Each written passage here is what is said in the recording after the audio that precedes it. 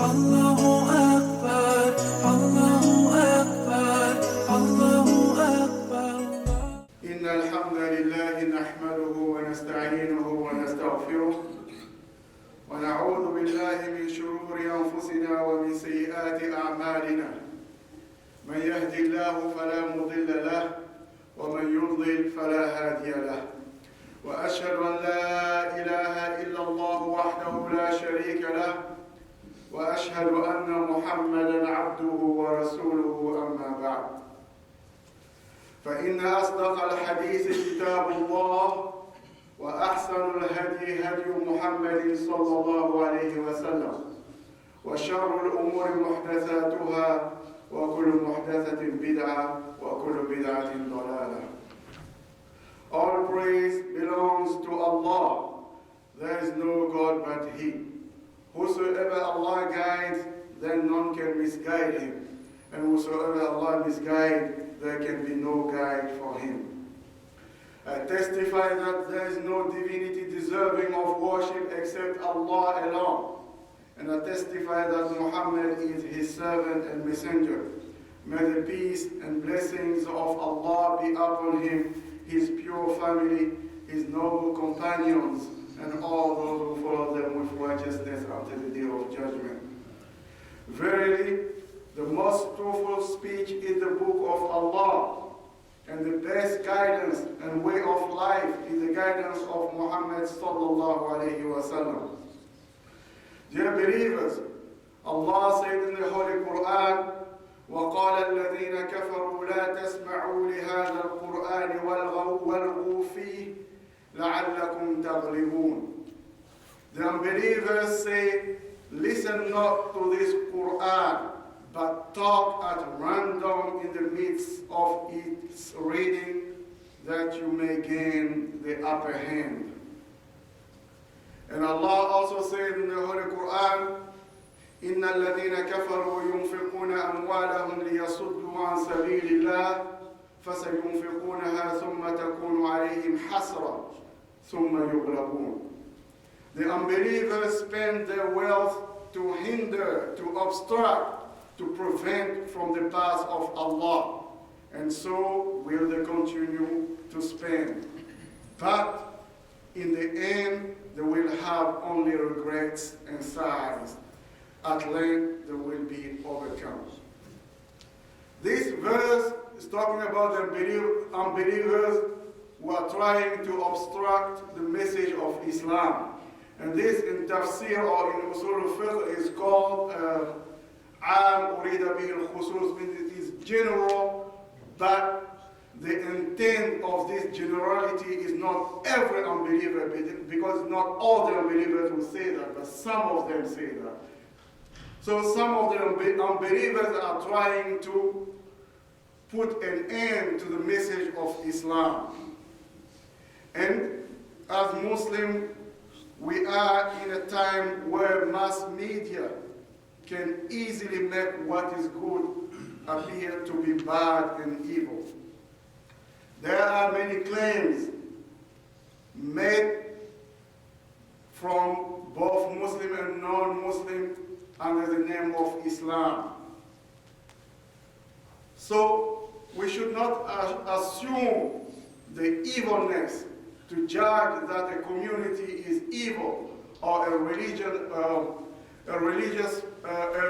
particular religion is evil based on what some members or few members of this religious group are committing under the name of this religion.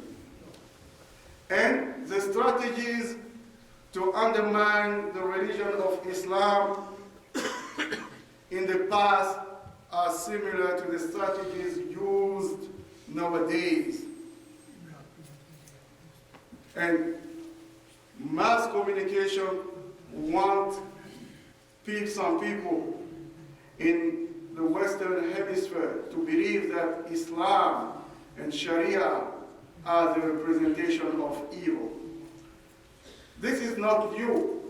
Ibn Hisham in the Sirah reported that At-Tufail ibn Amr al-Dawsi, who was one of the leaders of the tribe of Daws, He was a strong leader, he was a poet, he was known with his wisdom. He reported this story to the Sirah of Ibn Hisham. He said, one day I went to Mecca to make Hajj. And the people of Mecca, they knew that I was coming. They knew that an important religious leader, an important leader is coming from this tribe. So what they did, they went to talk to him. They said, when you go to make Hajj, do not listen to this man. Do not listen to Muhammad sallallahu alaihi wasallam. And let me read what he reported.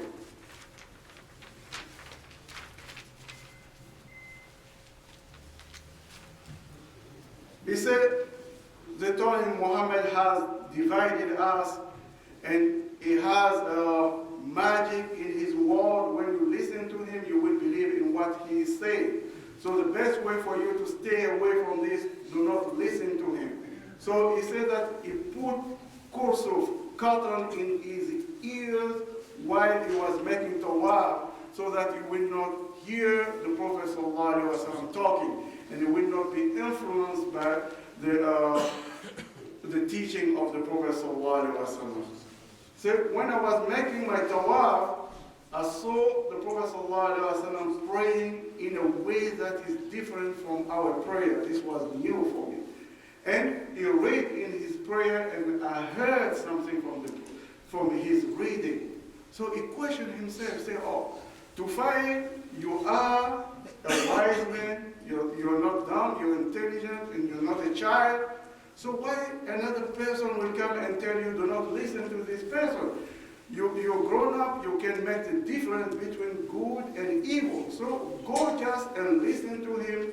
If what he is saying is good, accept it. And if what he is saying is bad, do not accept it. So he said, I follow the Prophet ﷺ, and I told him that, you know that your people are telling me, they're keeping me away from you, your message.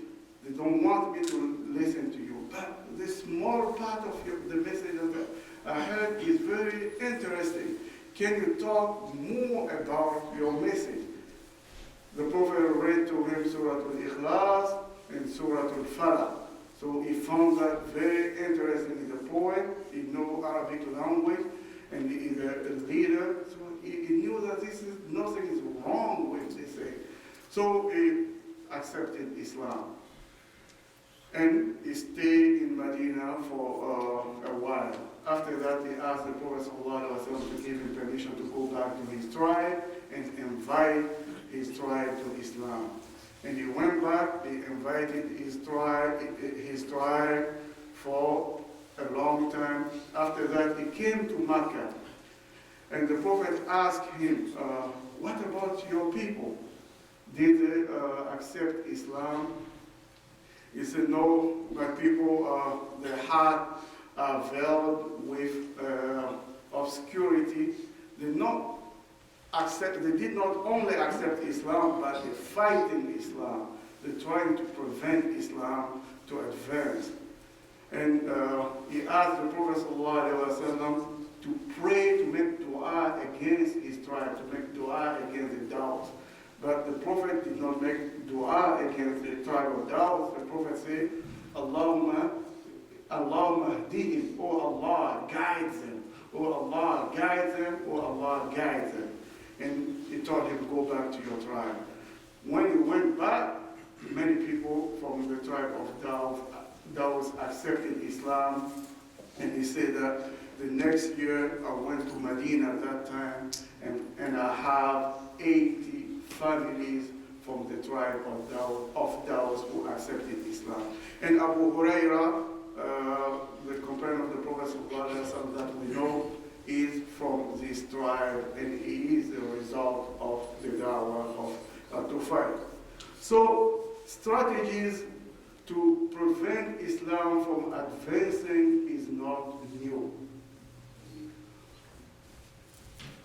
As we saw in the story of Tufail ibn Amr.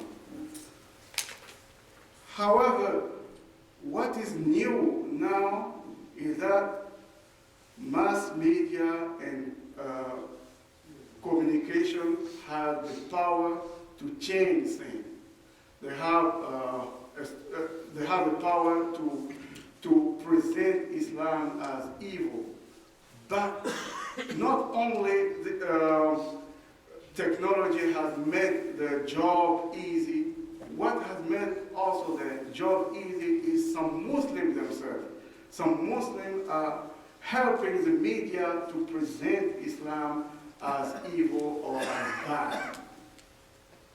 And one of the way the media use to present Islam as evil is when they talk about Sharia.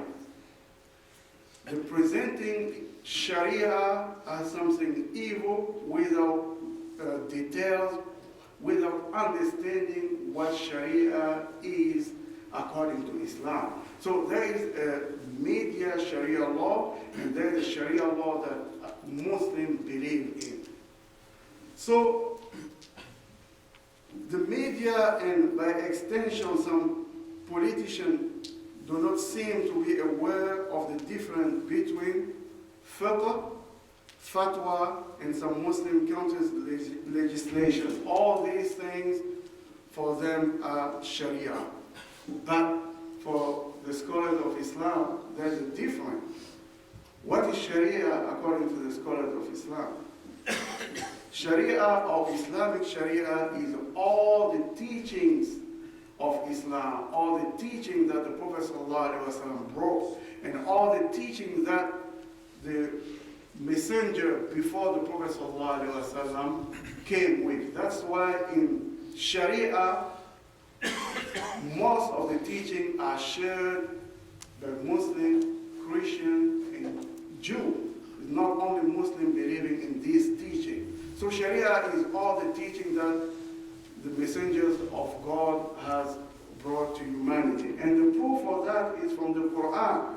When Allah said in Surah Al-Shura, شرع لكم من الدين ما وصى به نوحا والذي أوحينا إليك وما وصينا به إبراهيم وموسى وعيسى أن أقيموا الدين ولا تتفرقوا فيه كبر على المشركين ما تدعوهم إليه الله يجتبي إليه من يشاء ويهدي إليه من ينيب.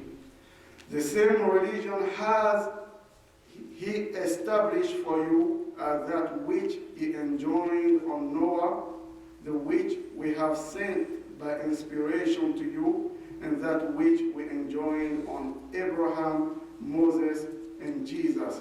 So Allah used the word shara'a lakum, meaning He had made Sharia for you, all these teachings that He sent to this messenger before you. Now, the scholars of Islam, when they talk about Sharia, they will divide Sharia into three groups or three types of Sharia, meaning the teaching of Islam. The first branch or type of Sharia is credo teaching. Credo teaching meaning teaching that you have to believe in it. Ahkam i'tiqadiyya, you believe, not something that you do, but something you believe. For example, that God is one. That's something that you believe. Adam is the first human being created by God.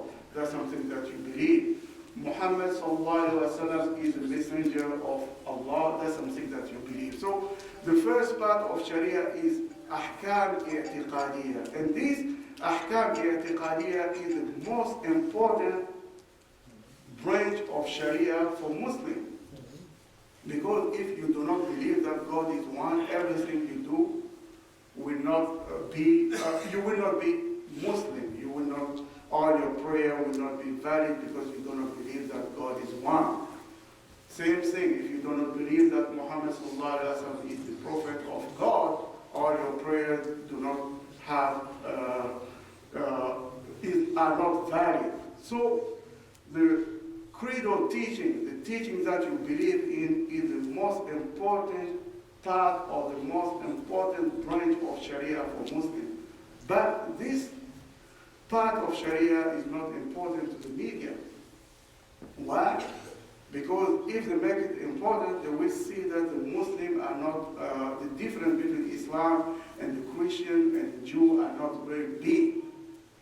They will see that Muslims believe in one God, and believe in Prophet, so they don't want this part of Sharia to be important for them. The second part of Sharia is moral teaching, teaching that are related to moral, or in Arabic, ahkam akhlaqiyya. And this is also the second in importance, after the importance of believing. The second is the importance of being of good character, like knowing that lie are bad, are evil, and truth are good and virtue. Honesty is good, dishonesty is bad. So the moral teaching of Islam comes after the creedal teaching of Islam. And once again, in the moral teaching of Islam, most of the teaching are shared with other religions. We believe that truth is good. Other religion will believe that truth is good. We believe that lie is bad. Other religion believe that lie is bad.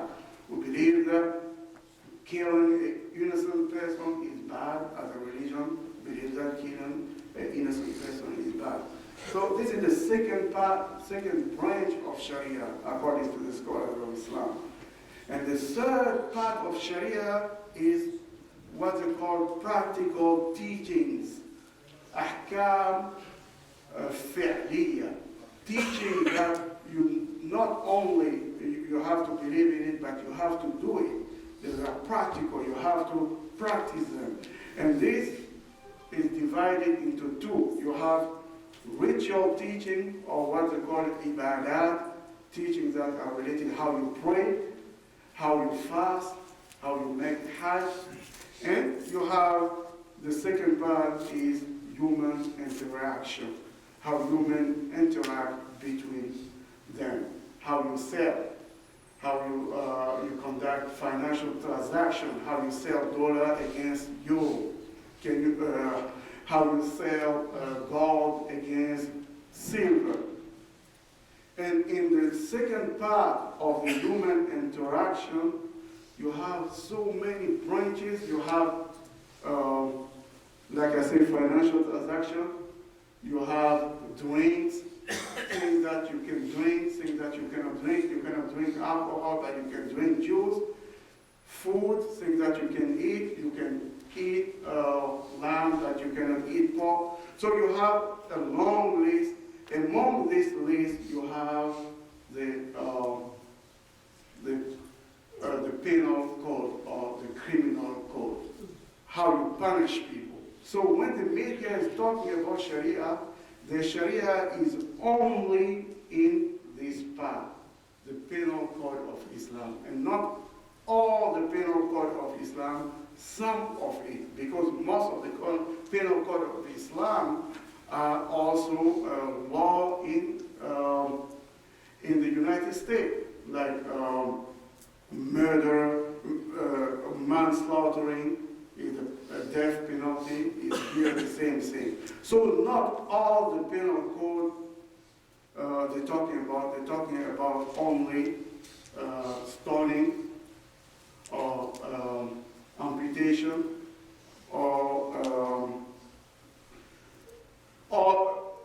flogging. So this part, you cannot dare say that this part is Sharia. It's a small part of Sharia, but it's not Sharia. You cannot use amputation only to say, oh, this is the Sharia, and forgetting that believing in God is also Sharia.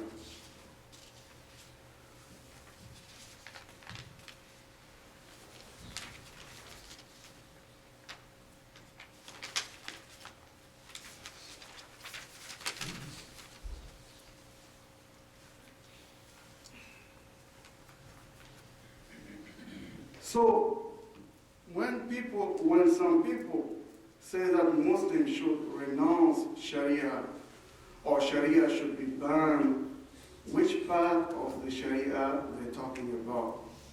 Do they want Muslims to renounce the belief that God is one? Or to believe that Adam is the first human? Do you want us to renounce that truth and honesty are virtues, and that lie and dishonesty are sins? Or you want us to renounce praying and fasting? All these are shared with other religions too. So when they want to ban Sharia, do they want to ban equality of human beings? Stated in the hadith of the Prophet ﷺ when he said, "O people, your Lord is one, and your father Adam is one. There is no virtue of an Arab over a foreigner, nor a foreigner over an Arab, and neither white over black, nor black over white, except through righteousness." Is this what they want to ban? Does not this seem familiar to the statement of the Constitution saying that we hold these truths to be self-evident that all men are created equal? This is from the Constitution. And what I read before is from the Hadith, and we know that the Prophet ﷺ came before the Constitution. So to come and say that Sharia is not compatible with the Constitution is not understanding Sharia or trying to show Sharia as evil and trying to ignore that Sharia are the values that are mentioned in the Constitution. So, do they want to ban standing out firmly for justice?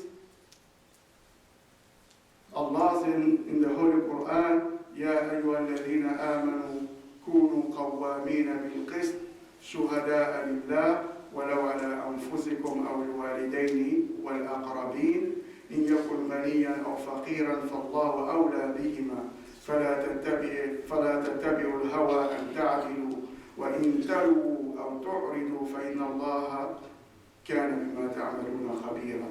All you who believe, stand out firmly for justice, bearing witness to the truth for the sake of Allah, even though it is against your own selves or your parents and kinfolk.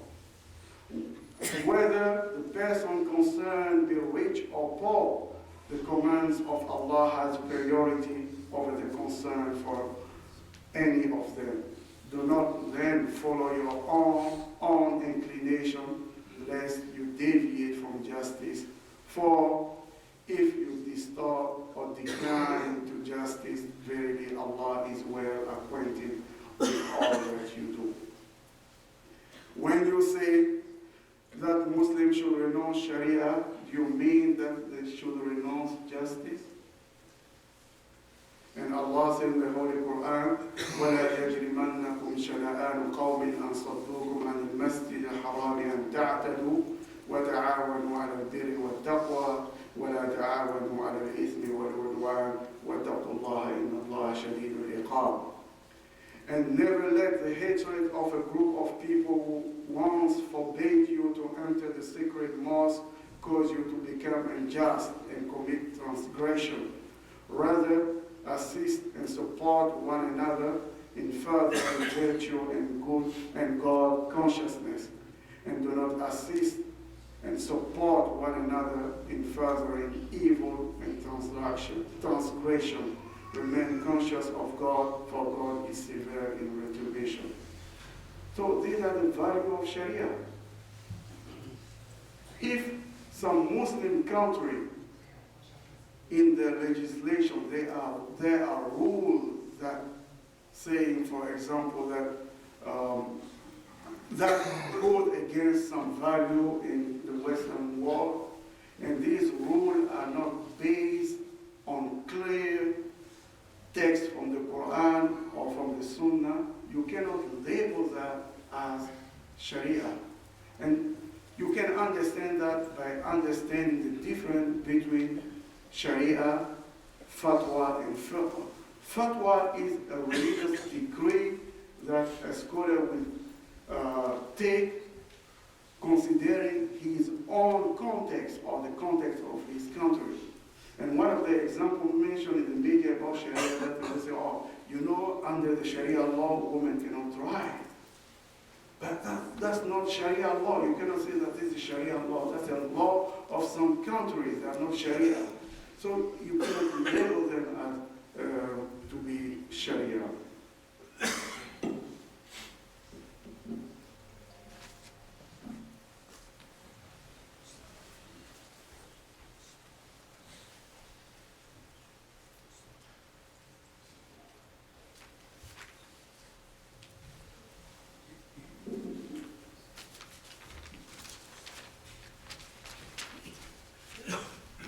الحمد لله وكفى وسلام على عباده الذين اصطفى وأشهد أن لا إله إلا الله وحده لا شريك له وأشهد أن محمدا عبده ورسوله أما بعد. And most of the example mentioned in the media about in the war against Sharia will fall under what we call fiqh. Fiqh means that the understanding of the scholar of Islam of rules based on the Quran and the Sunnah. But because it is their understanding, fiqh is built on what they call ijtihad, effort to have your own understanding. And because of this meaning, fiqh can change if you have a stronger argument, you have a stronger dalil. The old fiqh can go away and be replaced with a new fiqh if you have a strong dalil from the Quran and the Sunnah. And one of the problems that we have now is the amputation of the hand of a person with steel. And this is a big topic in the media now, saying, oh, in Sharia, Muslim will cut your hand, or they will just stone your woman for committing adultery. But it has details.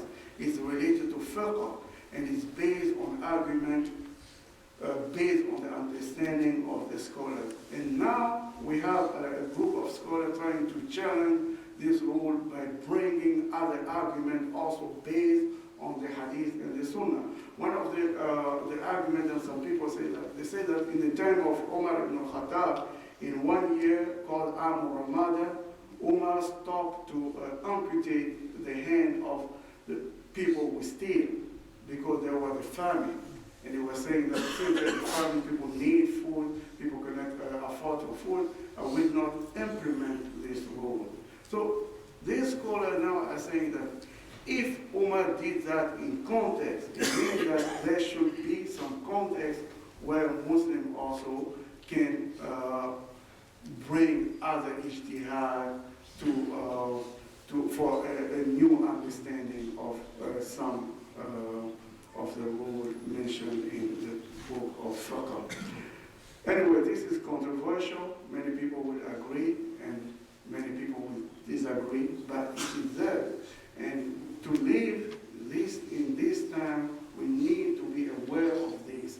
So when we are facing the media and the bringing out that Sharia is not compatible with the value of this country or with the Constitution or with the law of the United States, we can bring something to confront them. We can say that, for example, what you mentioned is true. That it is mentioned in the book of fiqh, but it is fiqh and is based on the understanding of the scholar. Some scholars now are bringing other arguments also that go against this. So it's important for us to know that too.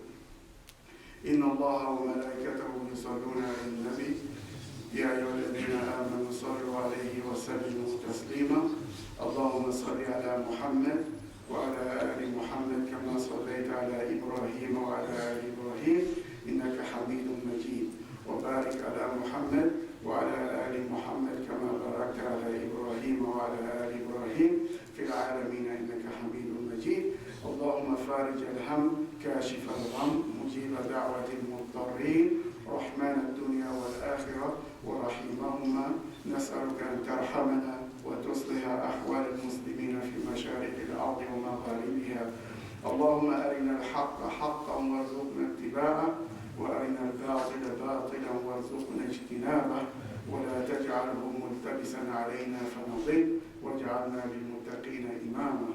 عباد الله، إن الله يأمر بالعدل والإحسان وإيتاء ذي القربى وينهى عن الفحشاء والمنكر والبغي يعظكم لعلكم تذكرون. اذكروا الله يذكركم واشكروه على نعمه يزدكم ولذكر الله أكبر والله يعلم ما تصنعون.